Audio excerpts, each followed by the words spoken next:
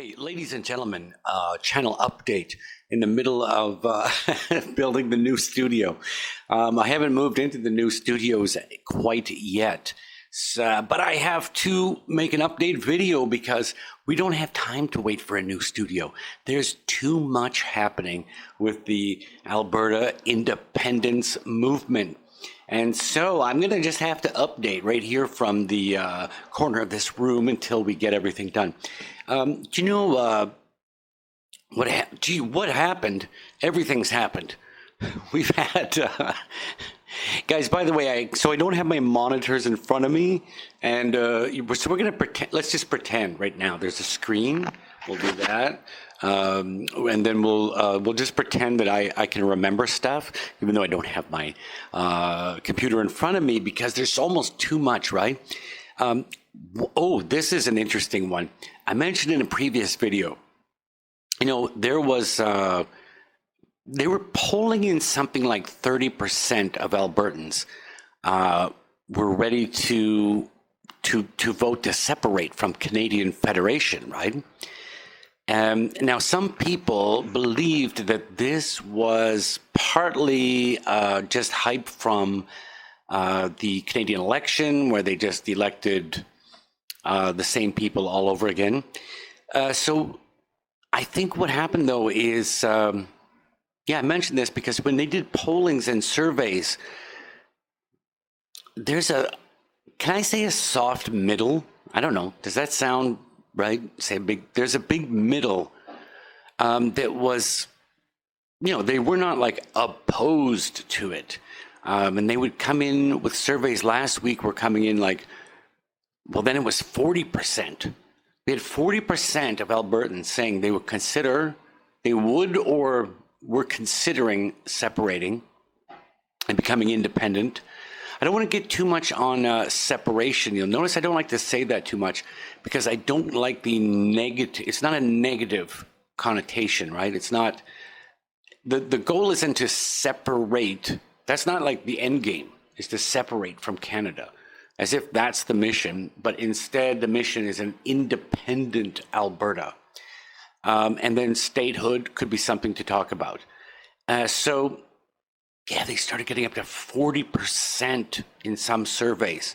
Listen, we all know that polls and surveys, you know, there's people that talk about them as if, well, you'll notice this too with the opposing side. They'll say, they did this almost immediately. A quick flash survey had 25%. So it's only 25%. So they voted no on separation, so it's over. You know, people think that a survey or a poll is like, looks like an official vote. So we're handling it that way. But what I said is you can get ideas of trends. And again, in the new studio, I probably have this right in front of me, or we'll pretend it's up here. 48%. But it was, yes, it was closing in on 50% who were for holding the referendum. So if you understand, that's not necessarily everybody saying, I have decided to vote for Alberta independence. But there's even more to this, because when they found was that there was another 10 or 20% of people who were soft, they're flexible, they're open, okay? So they're just waiting to hear what's the offer, they're still learning, just like I am right now. We're still trying to gel. What is the mission? What is the question? So, by the way, this is another thing that came up this week, is that I think it's Mr. Rath, because again, if I had my studio ready, I would just say, Jamie, is that right? And there's also been a little bit of talk about whether or not Mr. Rath is somebody that should be a leadership position or should be somebody in the background. But in fact, he did come up with a question. Should Alberta separate from Canadian Federation and become an independent state apart from Canada? Which was a little bit, now that's been also a little bit of talk this week as well, because We don't want something like what happened in Quebec, where the question was, do you guys remember that? Again, I don't have it in front of me, but it was something like, would you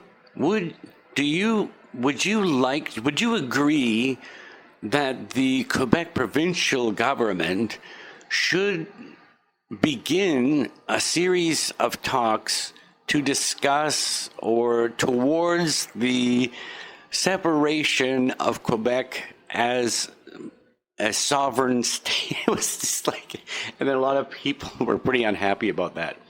So Canada did put in a Clarity Act, which is, it almost self-describes itself. Your question has to be clear. So I think Rath did a good job with that. Some people didn't love the question, right? They said it sounds a little confusing, but what he was actually doing was he was trying to go by that Clarity Act. So there's reasons why the question was phrased that way, to try to protect it from legal challenges, from somebody saying, well, listen, how your question did not, or it implied, or did not imply. So that was but that was a little bit of a buzz this week as well. Another one was, of course, Premier Danielle Smith. We know, of course, that there was the big news was that, in fact, the requirements, they call threshold for holding a referendum, were lowered, which was actually just lowering them to something reasonable instead of something that was just like a used to be. That I think I really still bothers me about that. By the way, I kept thinking, I think that was Jason Kenney. Again, if I was in my new studio, I guess I would have that in front of me, but somebody corrected me that it was Kenney that put it at, like, yeah, okay, we're past that now, right? The referendum is reasonable. And speaking of Rath, is it Jeremy Rath? We have, so Prosperity Project, this is worth clarifying to people as well. You're going to see on the news and updates something like 200,000 signatures. But this is not actually the official request. But what it is they created, it's Prosperity Project, right? They created that. And this is very meaningful, right? Because I think what it is if you sign up, and maybe I'll just put that in the description, because we're not going to be able to put links in. I don't even know how to do that, actually. But you're going to have to put, look in the description. So I think what it is you are kind of signing up so that when the referendum is called, you're notified, and then you would be prepared. You were already notified and ready to go to sign for the referendum. Man, but anyway, yeah. This thing's blowing up. I'm going to have to work on that this afternoon to try to get everything set up right, because there is too much happening too fast. Big hello to our American friends. They've been very supportive, very cool about this. And, there's also, this is something else, and I think I'm going to have to, when we get in the new studio, sort of put a little bit of effort into making a very more concise video about the reasons why people might want to separate from Canadian Federation and have an independent Alberta or a 51st state Alberta. And it has to be more than money, because recently a lot of this has been talking about money and how much money you can get and how much money somebody's taking from you. And then if you vote, then how much money you might get on a tax return. And there has to be more people who are going to make reasons to be independent that have to go beyond what the budget numbers of an Alberta government fiscal report will be higher. It's got to be more reasons than that for people to to leave Canadian Federation. I would actually suggest to you that one of the reasons is to try to preserve what is maybe one of the last remnants of Canada. So separating from Canadian Federation, which is now just a post-national state, right? It's not a country, and Canada is not a real country. It is a United Nations, World Economic Forum, WEF, globalist franchise. It's just a franchise, and it's a post-national state, as Trudeau Jr. let us know, and he was actually being very honest. That's one time you can't accuse him of BSing people when he did in fact state Canada, as we knew it, is now a post-national state. So preserving what's left of Canadian culture is going to be another reason people have to. But I think still it is wild that the campaign for independence, it almost hasn't started yet. It is just the grand meeting in the streets, and it's starting to gel together. But you could say that the proper organized campaigns have not even started, and we're looking at something like half the people are ready to call a referendum on separation. So, by the way, people don't know this. Years ago, I've said it would be 76%. I don't know why I said 76, maybe 73, 73% in favor of leaving. So, and then when I said that, people think I'm nuts. The comments I got. Well, now I think that you're seeing that's possible, but we still do need time. But it is happening faster than I thought. And by the way, one thing that would be strategic is actually the timing of a referendum and leaving Canada.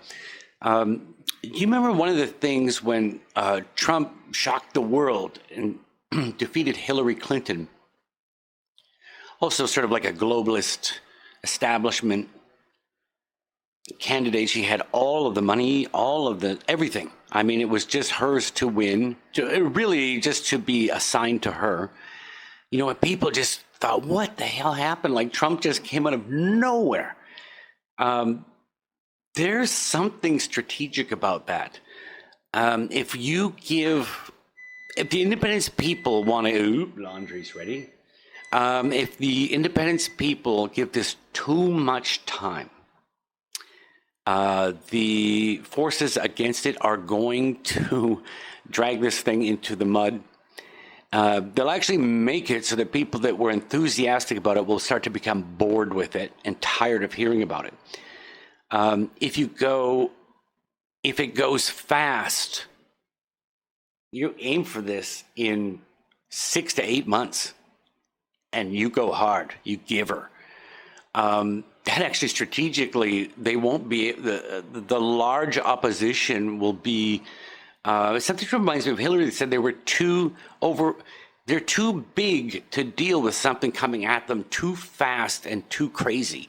So there is also the side that says, listen, you have to have time, because again, we have 50% of the province that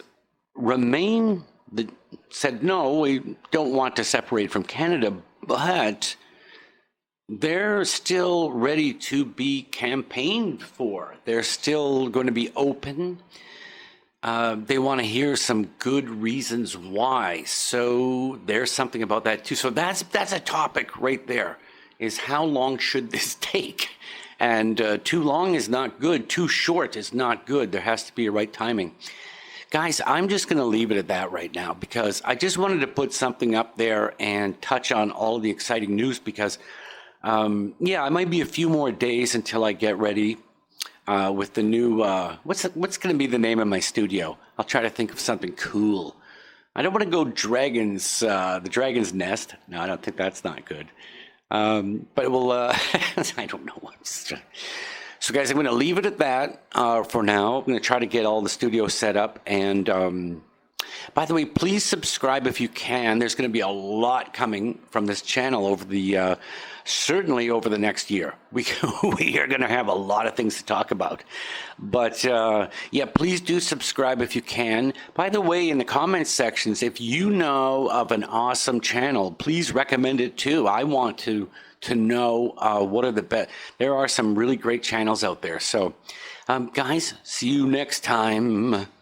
Okay, Alberta proud.